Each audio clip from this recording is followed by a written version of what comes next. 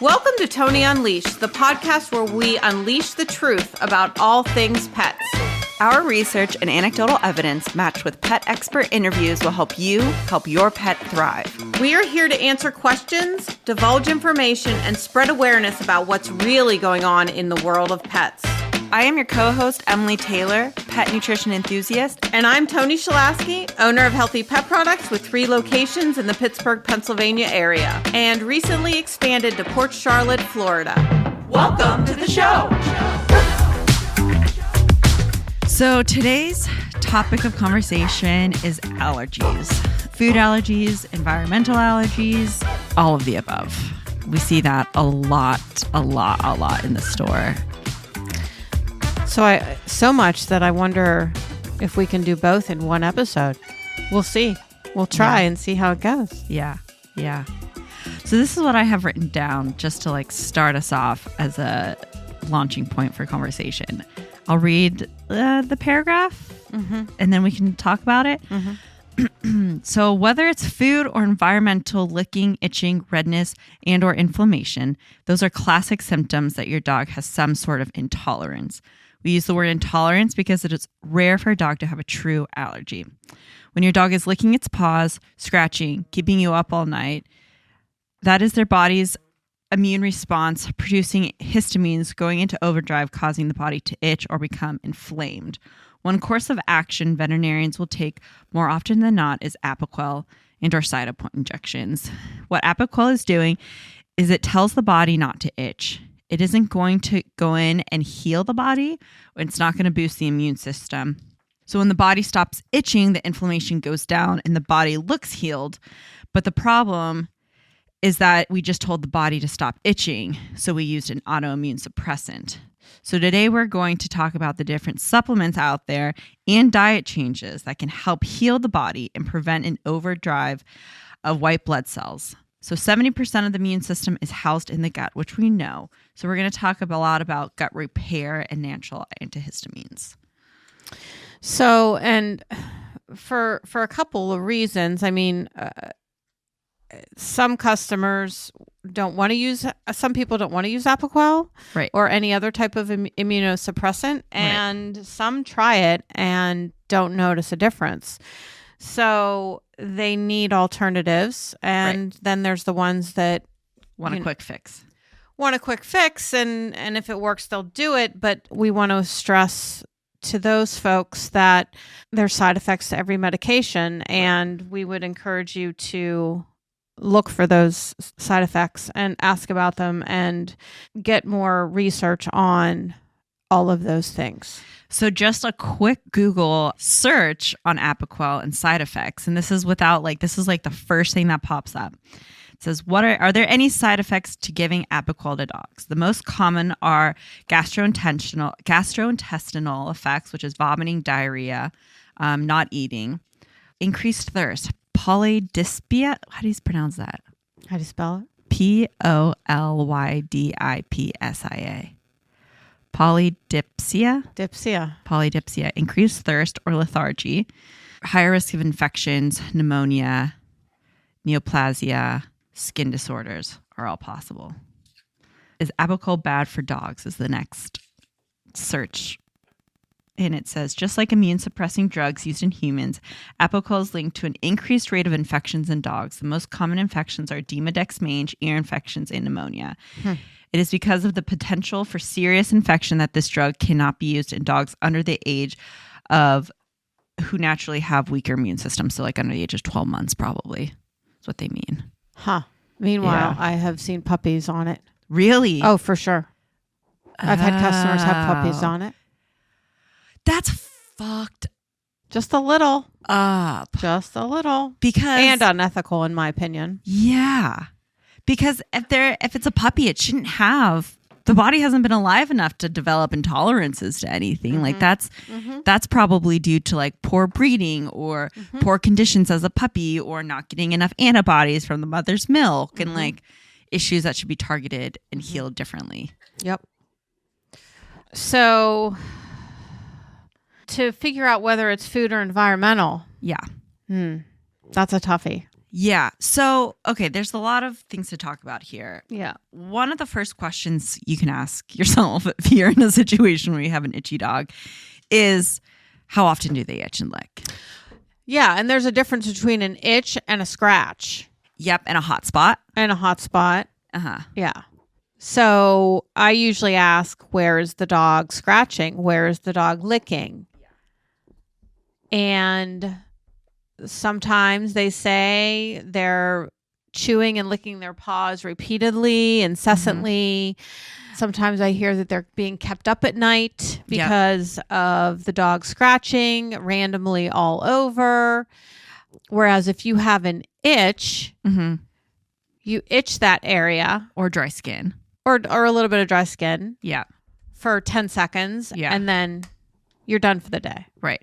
Or something like a hive or itching. So like sometimes I break out, I get like really bad hives or itching. And like if I touch something that irritates my skin, the more I itch it, the more itchy it gets. Right. And the more inflamed it gets. Right. And so if I like can mentally just stop itching it, that helps. So that's kind of what Apoquel does. It tells the body, do not itch, so that contact dermatitis symptoms would be less significant and you wouldn't see them because your body's just like telling it not to itch. So it's creating less inflammation and less itchiness there. Right. Right.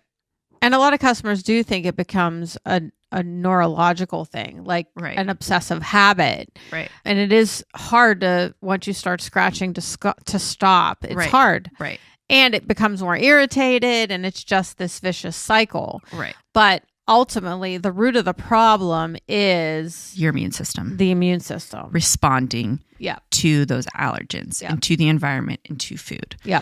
There's a lot of dog food allergy tests out there via hair or saliva. And though they might help you understand what your dog responds to more drastically, it's not going to identify a true allergy.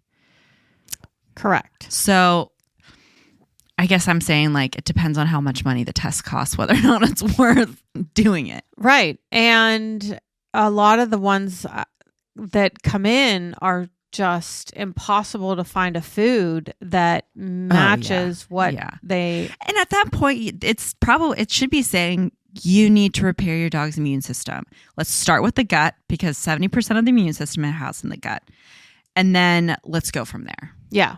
So let's talk about ways to repair the gut and boost the immune system holistically. So there are, I will say too, before we dive into it, there are things that you can do while you're on Apoquel to wean off of it. So you can add supplements while the dog's on Apoquel. If your dog's on Apoquel, you want to get off. There's things that we can add to help prepare the body, boost the immune system, and prepare the dog to get off Apoquel. Right, because we don't want anybody to stop any type of medication. Right, cold turkey. Cold turkey, absolutely not. And it's also, the pet owner's decision, the pet parent's decision to do that. But we do not recommend cold turkeying off of anything.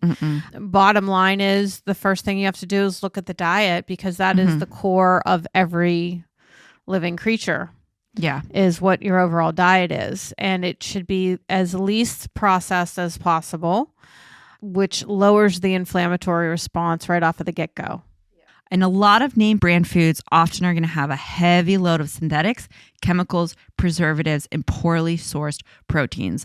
And when we think of humans on heavily processed or fast food diets, we know that their bodies are not thriving and that there are a lot of underlying health-related issues due to their diet.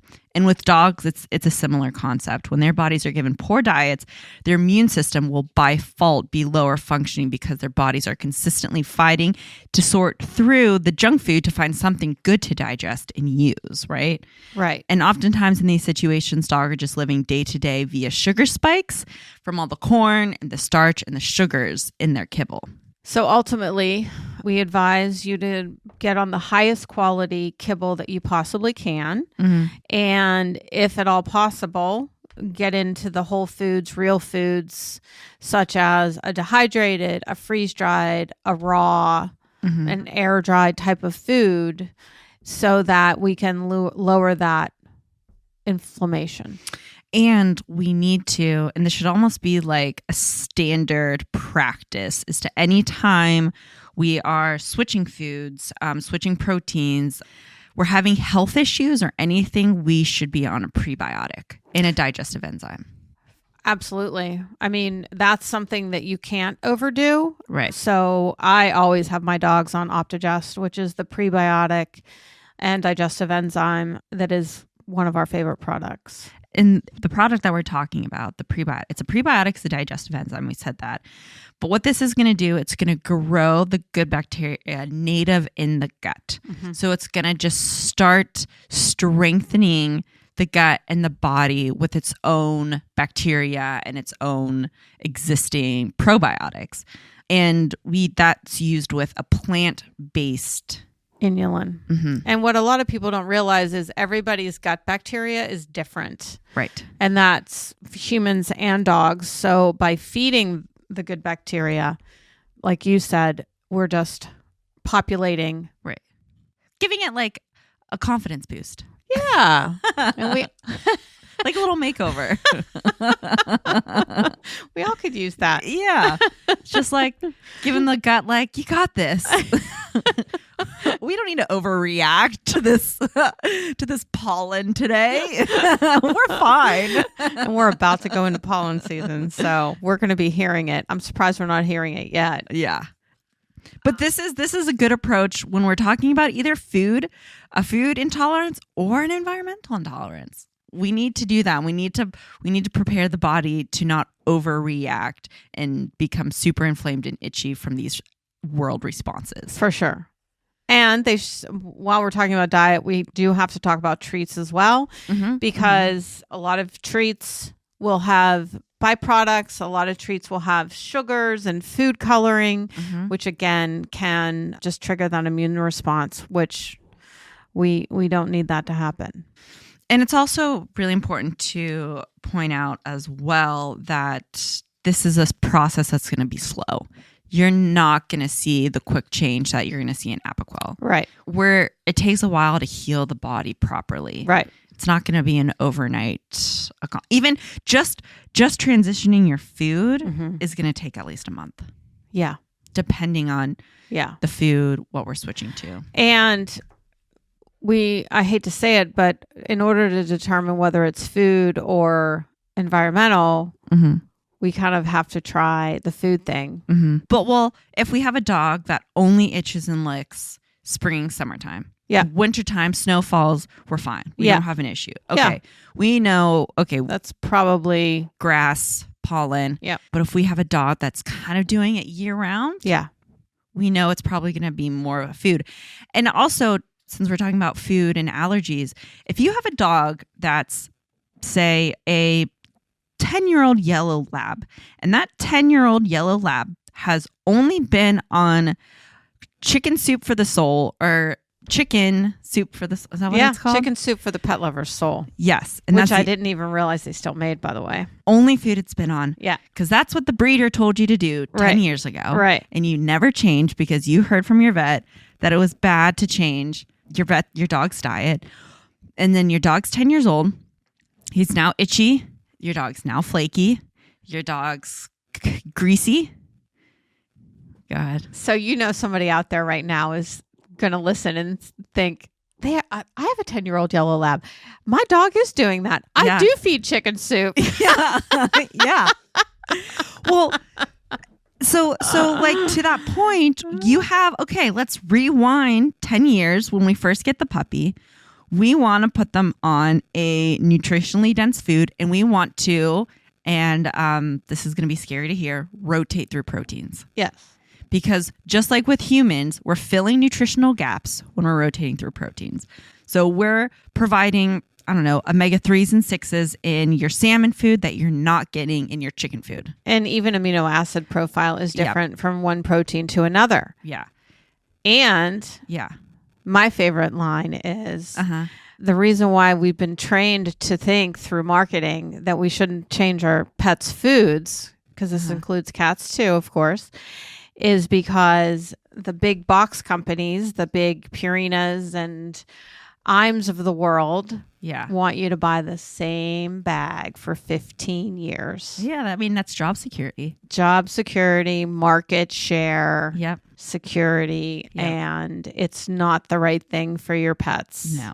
at all. I mean, their bodies, if the only thing that they're used to is one chicken food, their body's going to stop producing more enzymes and bacteria to break things down. So yeah, say year 5, you have a kid and they throw their salmon or their fish sticks on the floor and your dog eats it up, it's probably going to have diarrhea or vomit because its body only produces enzymes just to break down that specific chicken food. So you're missing out on that whole, you've faulted the immune system. Okay, so then the other thing that can happen is leaky gut sets in. Yep. So then all of a sudden your dog who's been fine their whole life is an absolute mess. Starts having skin issues, starts scratching, starts itching, inflamed ears out of the blue. Right. Leaky gut. And we have an issue with that too, because, you know, you go from a dog that's 10 years old, which is what, 60, 70 in human years. They've only been eating chicken. So that's equivalent to a 67-year-old only eating like, I don't know, Chipotle or fast food. And then we introduce salad. Right. They're going to get sick. Right. You cannot go. Right. You cannot take. They're going to be like, what the fuck? Right. You cannot just give a dog super nutritionally dense food and like think that their bodies are going to love it because they're used to chemicals and synthetics and starches and sugars. And you, at that point, you really have to do a slow transition. And I think the before you even begin is you start with Optigest, prebiotic. Get the gut ready for change. Optigest is great. The company is called Clover, and it is the product developer is a biochemist, is a scientist. So we're talking science here. We're not talking magic or crystals or like hoo-ha. Bells and whistles. We're talking science. Hoo-ha. This is hoo-ha. Hoo-ha world. No. But she doesn't put any probiotics in her food or her supplements. No. And it's called Optigest, and it's a plant-based prebiotic and digestive enzyme. Yep. And it's great for everything. Acid reflux, allergies, digestion, transitioning. Hairballs and cats, digesting food, transitioning. But we're going to focus on, stay on topic and focus on. We are, but we're also hoping she hears us and becomes our first sponsor. Yeah. Okay, so first we have to get the gut ready to for go. change. Yep. And then we're going to slowly transition. Yep. And we're going to transition to something that is going to alleviate the stress of the body to absorb it, utilize it, and turn it into energy. So it's going to be bioavailable and easy to absorb. Right. So preferably Raw. Raw is our first choice. Gently cooked. Yep. Air dried. Yep. Freeze dried. And dehydrated. Yep. But there are kibbles out there that are designed for this as well. There are. That are better than your Hill Science diets. Oh, 100%. And people that are committed to producing a quality ingredient so that we have thriving pets. I was on a fantastic conference call with Instinct Pet Foods today. Very dedicated company. Yeah. I mean, they have vets, holistic vets. They have vet techs. They're really trying to change the big picture. Yeah. I mean, they're dedicated to the vet conferences. They are, all of them. And they're getting great response. They actually said today that they really have come across a lot of vets that want information and want alternatives. So that's my plug for Instinct. So they do have that food. Are they still doing their LID diet? Yes, and I love their LID diet.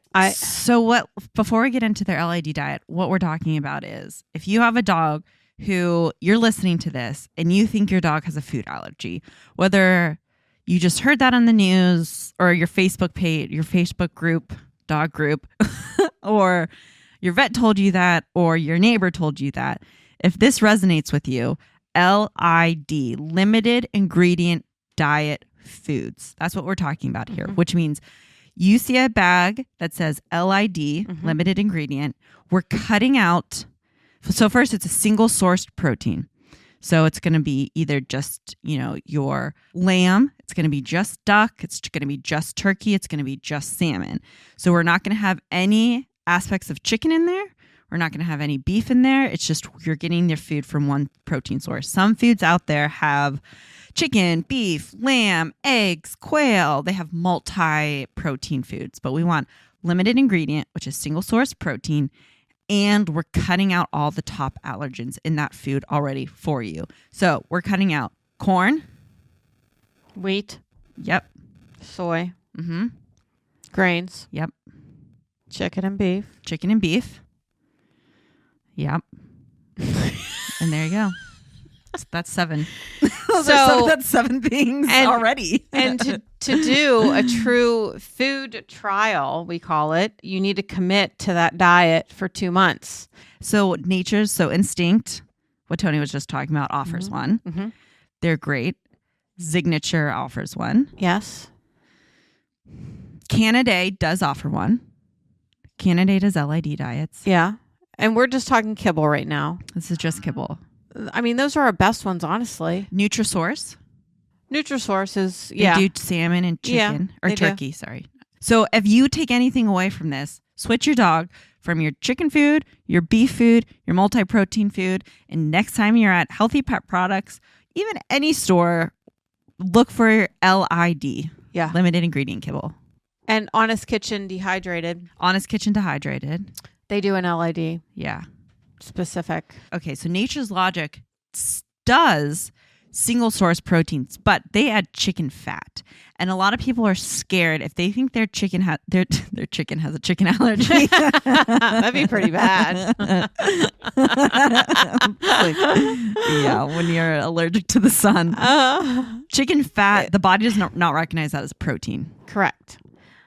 However, we do have customers that try those foods with the chicken fat in it, and some still notice a reaction. Yeah, but it could not be to the chicken fat. It could Correct. It could be to many things. Yeah, the body can be allergic to anything. Yeah. So that's the basics. And then commit to the diet for 2 months. Yep. Look at what treats you're doing as well. What's nice is Signature does treats specifically matched to their food, just like their cans. Instinct has cans to match. They don't do treats to match, but we have so many single ingredient treats that we have something for. So if you decide, okay, we're just going to do lamb kibble. We're going to do that for the next 2 months, see an improvement, and then we're going to slowly add in other proteins. Then that means we're just doing lamb treats also. Right. Oh, 100%. We're not doing turkey treats. We're not doing pork treats. No. We can do sweet potato. Yes. And unless there's a major yeast overgrowth. Yeah. It's a lot. And a lot of these things cross over. They do. Which is the hardest part. I actually just heard Dr. Karen Becker say that she thinks that the whole food allergy, air quotes here, guys, that you can't see us, is completely overdiagnosed. That ultimately it's dysbiosis of the gut. Yeah. Yeah. But it's easy to say, probably allergic to your food. For sure.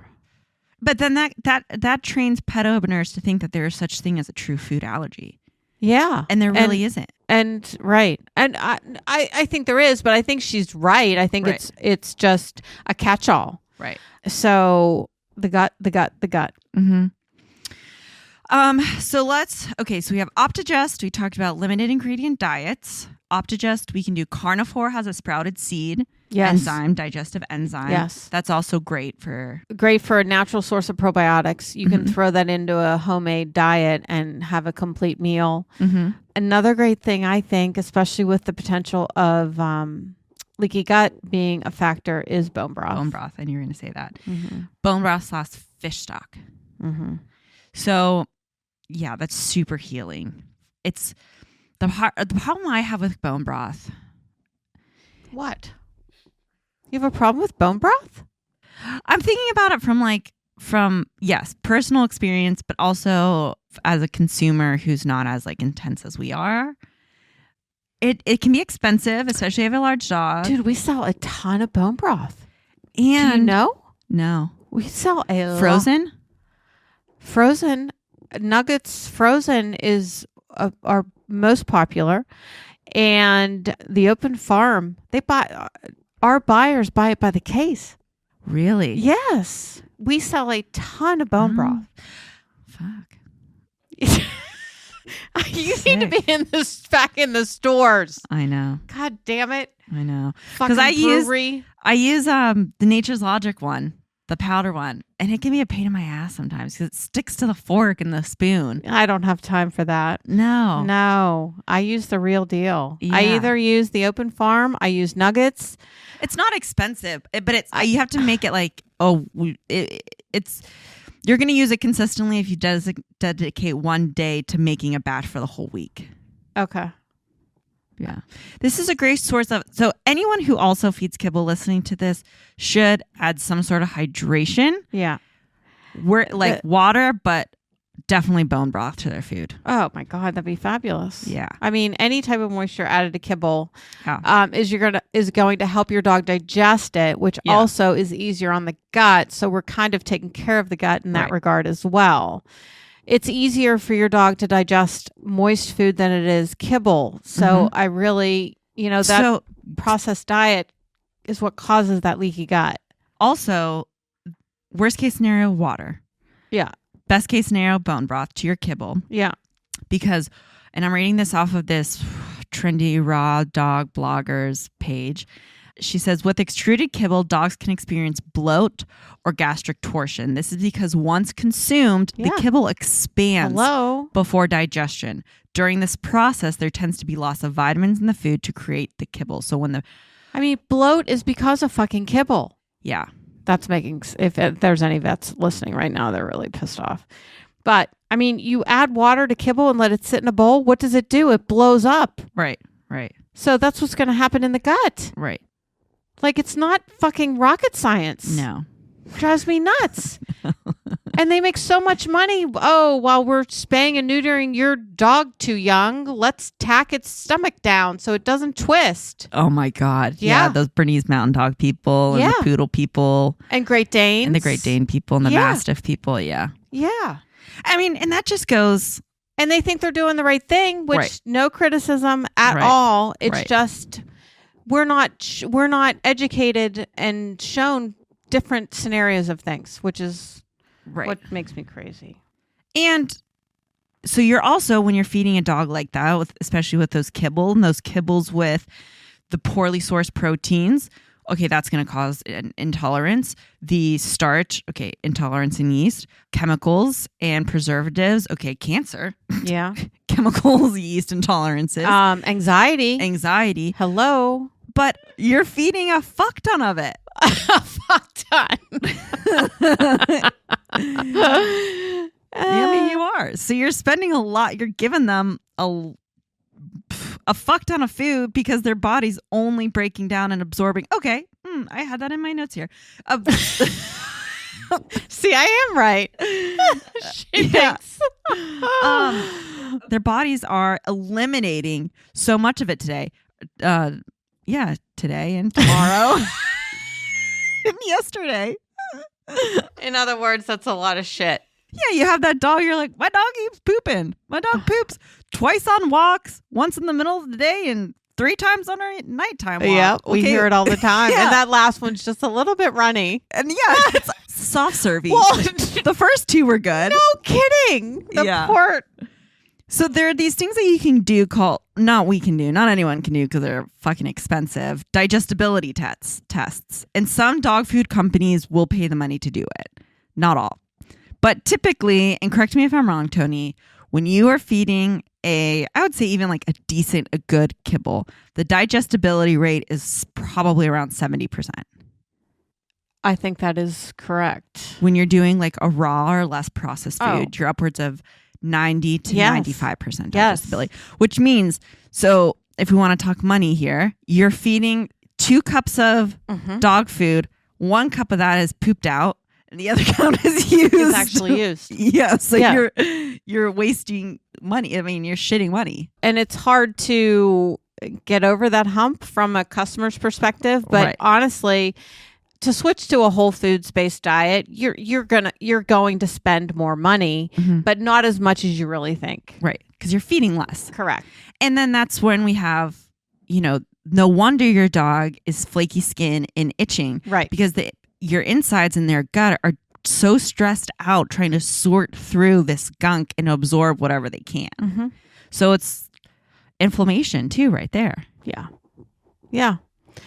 And like we always say, you're going to have a healthier pet, and then you won't need the vet as much. Yeah.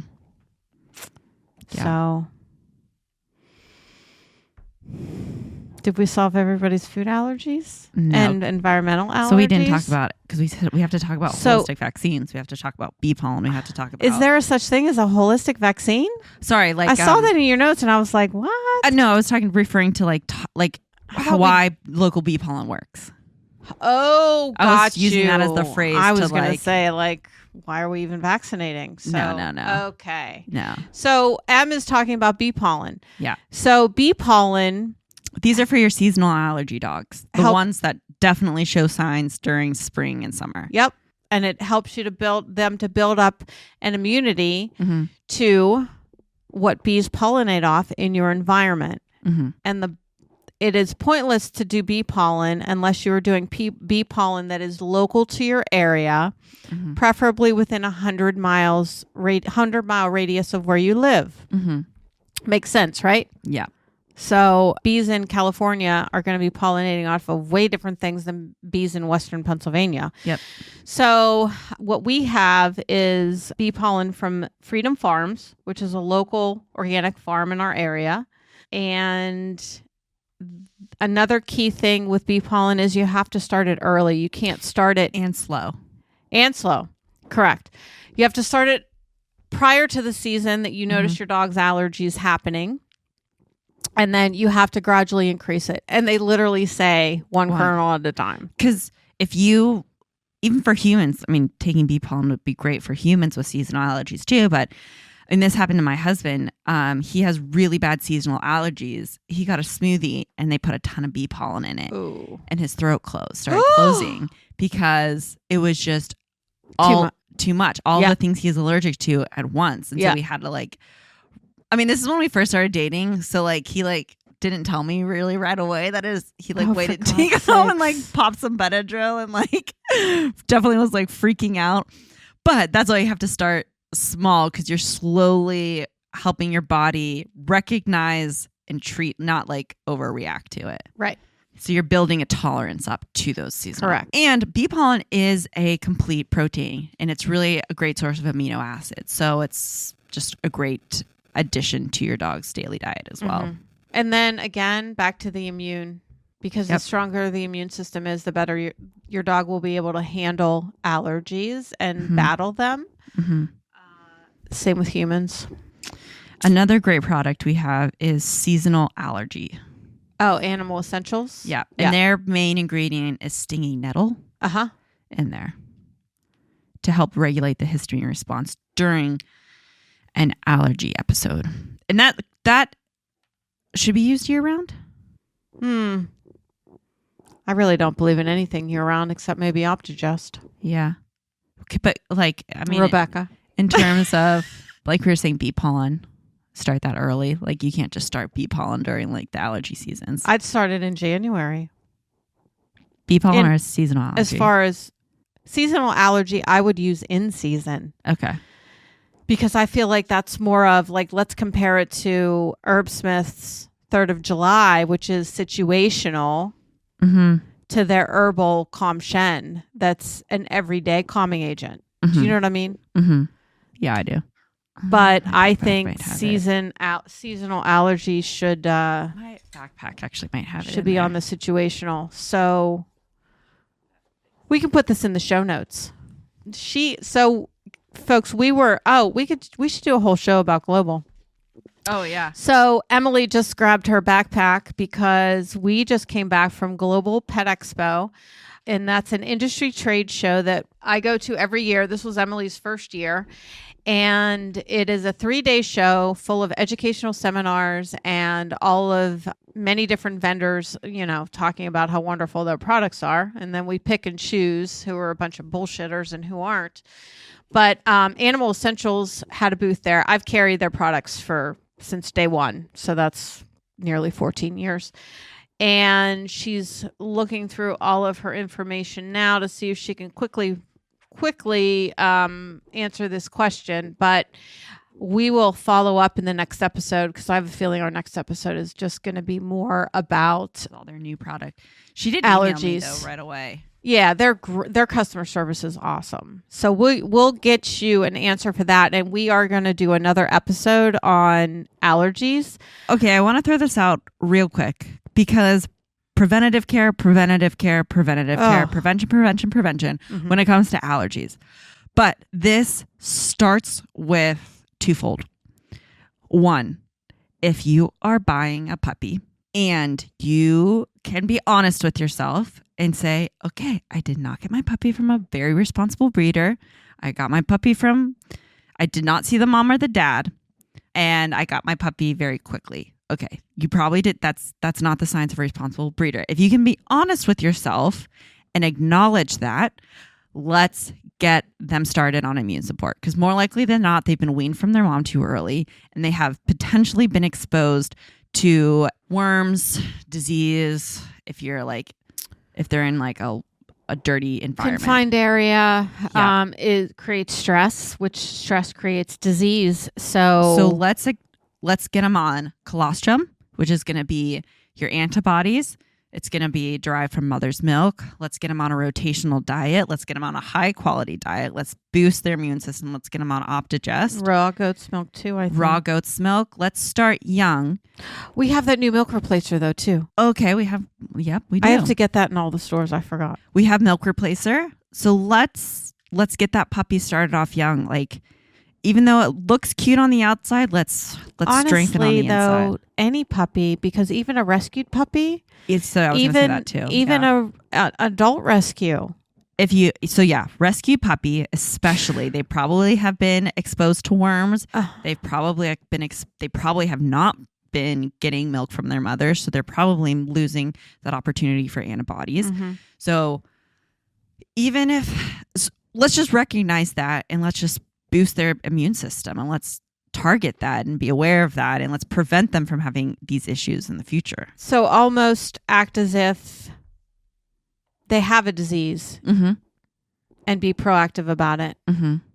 in your prevention point. Mm-hmm. So yeah, that means rotational diet to avoid intolerances from the get-go. From the get-go. Mm-hmm. Though if you did buy your dog from a breeder and the puppy came with food, let's keep them on that for at least until we're done with our vaccines, right?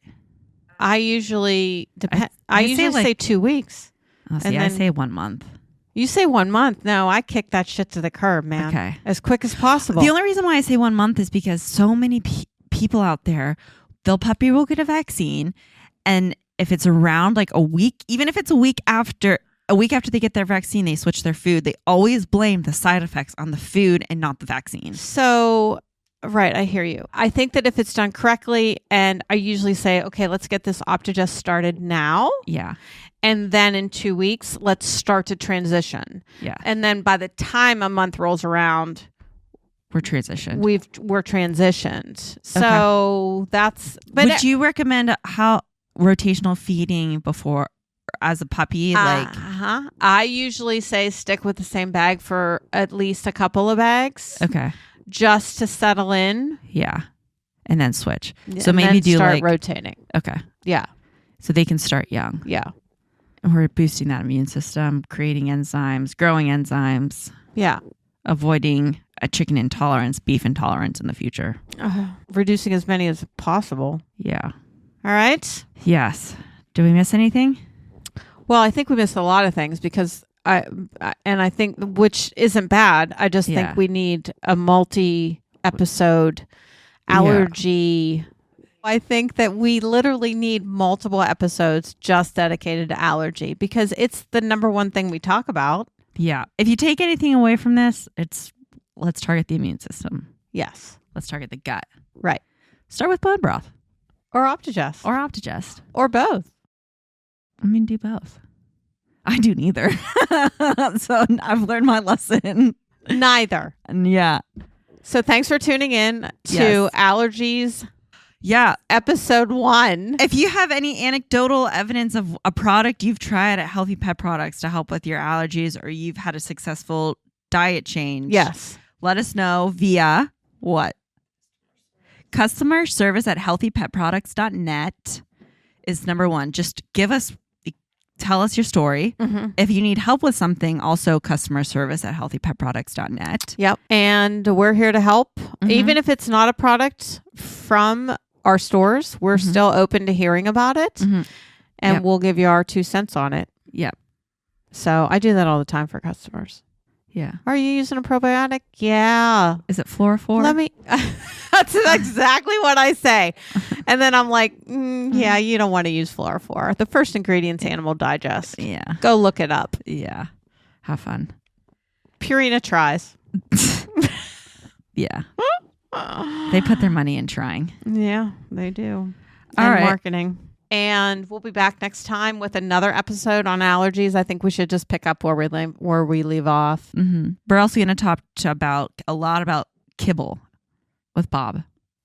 Oh, that's right. Yeah, we have Bob coming up. Bob from Nature's Logic, talk about their kibble. And then we're going to do Ruruva. Mm-hmm. And we're going to talk about cat nutrition 101 because cats are a completely different animal, obviously. All right. Sweet. All right. Stay tuned. Bye for now.